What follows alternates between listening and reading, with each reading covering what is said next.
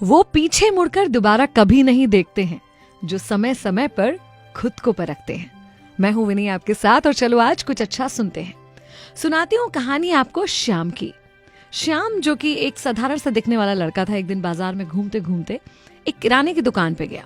उस किराने की दुकान के बाहर वो फोन रखा था जिसमें सिक्का डालकर आप फोन लगा सकते हैं। उसने एक नंबर घुमाया, नंबर घुमा के बात की कि साहब, मैंने सुना है कि आपको एक ड्राइवर की ज़रूरत है और मैं गाड़ी चलाने का काम करता हूँ, तो क्या आप मुझे अपने घर ड्राइवर की नौकरी देंगे? वहाँ दूसरी तरफ से व्यक्ति कहता है कि नहीं नहीं, आपने गलत सुना है, मुझे ड्राइवर की ज़रूरत नहीं है, मेरे पास एक अच्छा ड्राइवर है।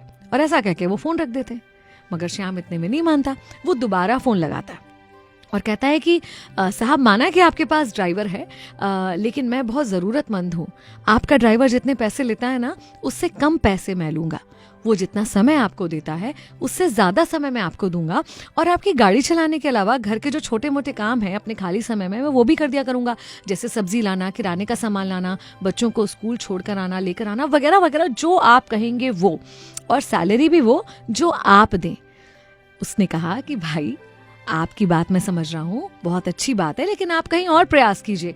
मेरे पास जो ड्राइवर है वो एक अच्छा ड्राइवर है, वो एक ऐसा ड्राइवर है जैसा मुझे चाहिए, इसलिए पैसे कम ज़्यादा से कोई फ़र्क नहीं पड़ता, मैं उसको नहीं छोड़ सकता, मुझे माफ़ कीजिए। ऐसा कहकर उन्होंने फिर फ़ोन रख दिया।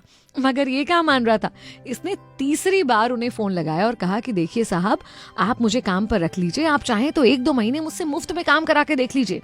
अगर आपको मेरा काम अच्छा लगे तो ही मुझे पैसे दीजिएगा, प्लीज़ मुझे अपने यहाँ पर काम दीजिए। अब उन्हें जैसे बहुत गुस्सा ही आ गया।